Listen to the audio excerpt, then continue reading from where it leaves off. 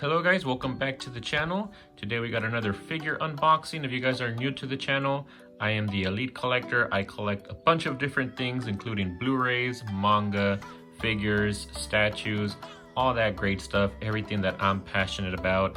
And today we have something pretty special actually. This is from G5 Studios and they're kind of known for their what it's called a WCF figure lines, which WCF stands for World Collectible Figures. These are basically, I wouldn't call them chibi form because their faces don't look exactly chibi or chibified, but they are a lot smaller than your standard statues, which are usually 1/6 and 1/7 scale. These are just kind of similar to a Nendoroid. So if I pick this up, in the back you will see some Nendoroids, so we are going to be comparing them. And we have some Demon Slayer Nendoroids because this is actually a Demon Slayer WCF scale statue, or mini statue is what I would call it. So yeah, let's go ahead and get into this box. I'll show you guys the packaging and then we'll go into the figure itself. This one does require a little bit of assembly, not as much as some of the bigger statues.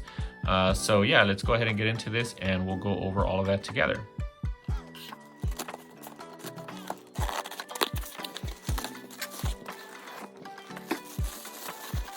Alright, so as you guys saw there, the packaging is actually very similar to what you would see in a bigger statue. It comes in a brown box, and then you take it out and there is a bag around the actual box containing the statue, and then our box inside of the brown box does have a little bit of nice artwork. You guys can see here all the different sides.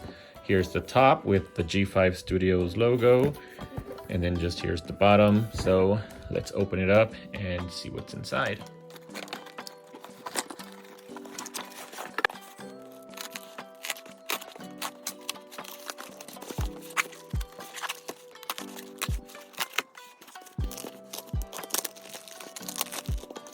Alright, so up in the top you guys can see that we actually have this little card here. So this is going to be the Flame Hashira Rengoku. But right here it does say his first name, Kyoujurou, or Kyoujurou. I don't know if I'm pronouncing that right.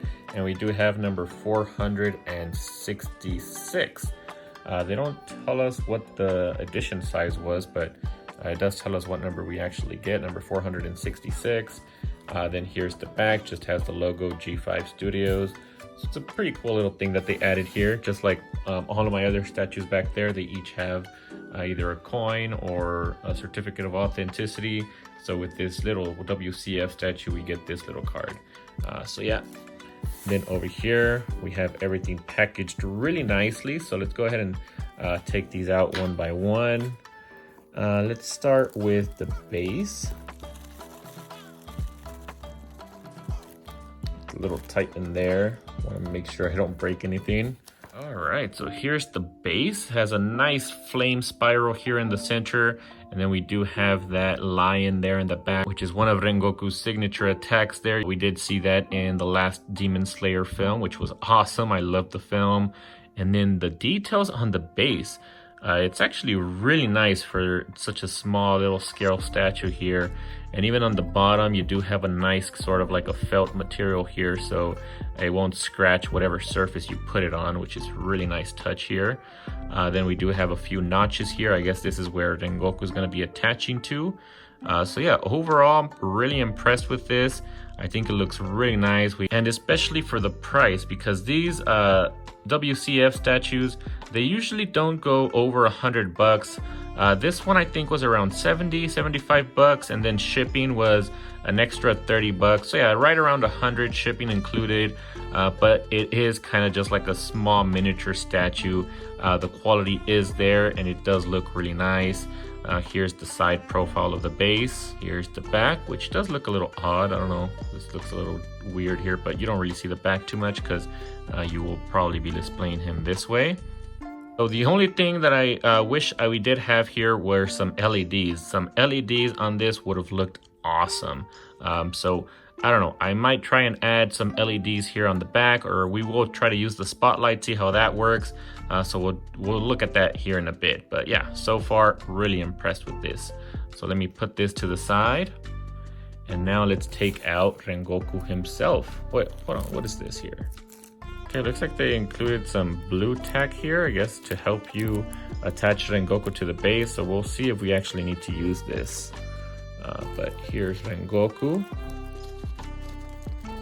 And there is another piece back here. It looks like something fell off. All right, so let's see if we can figure out where this goes.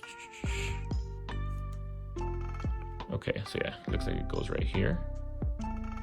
All right, so I'm not sure if that was a break or what that was, but I was able to put it back in there. I didn't feel a magnet or anything, so maybe I should probably glue it just in case, but I think for now it's fine. It seems to stay in there fine. I think it might have been a break, but yeah, putting it back in there looks fine. There is a little bit of a seam here that you guys can kind of see compared to the other side, which looks a little bit nicer. But man, look at this face. I think they captured his profile really well here.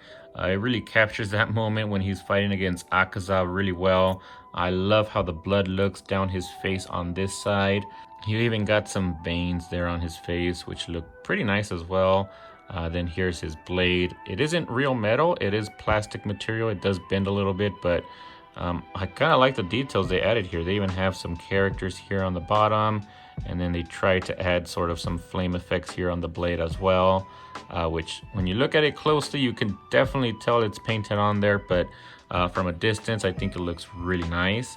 Then his hair, man, just look at this. Everything here I'm really enjoying. I really wish I had a Rengoku Nendoroid so I can compare those two, but I will bring I guess one of the Nendoroids here just so you guys can kind of compare the size and everything. But going down to his body, again, the material here on the pants, they tried to make it as detailed as possible, and I think they did a pretty good job. It looks really nice.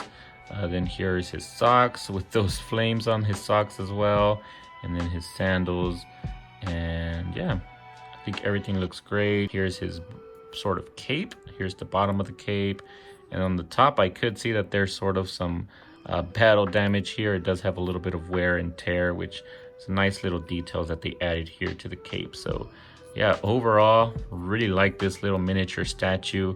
Let's go ahead and try and add it to the base and see if we're going to actually need to use that blue tack that they added. So here's the base.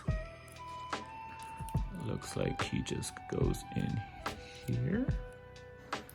All right, so there, I was able to get him in, and yeah, I don't even think I need to use that blue tack. I think he's pretty much going to stay secured onto there, especially with the lion sort of holding this leg here.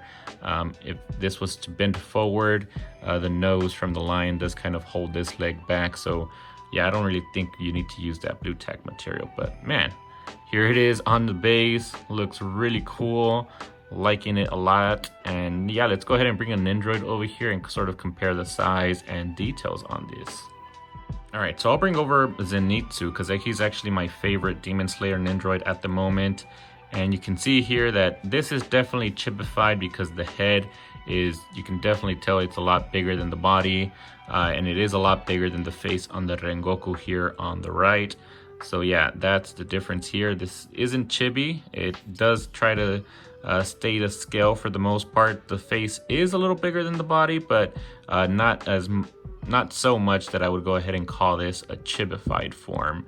But yeah, I mean, other than that, you can kind of see the difference in the paint application between this PVC figure and this resin figure. I believe it is still resin, but I could be wrong. He does have a little bit of weight to it, so I'm pretty sure it's still resin, but I'm not 100% sure. But overall, I mean, it's up to you guys to determine what kind of paint application you prefer. I actually prefer the one on the right. I think it looks a lot more detailed, a lot more grittier, and I just enjoy it a lot more. Here's the side profile, and overall, I mean, this WCF scale statue pretty much takes up the same amount of space with the base as an Nendoroid. So you can really go ahead and display this on a manga shelf, and I think it would look really nice. So yeah, let's go ahead and do a figure showcase of this little statue here, and that'll end the video. So I hope you guys enjoyed the video. Don't forget to like, share, and subscribe if you haven't already, and I'll see you guys in the next video.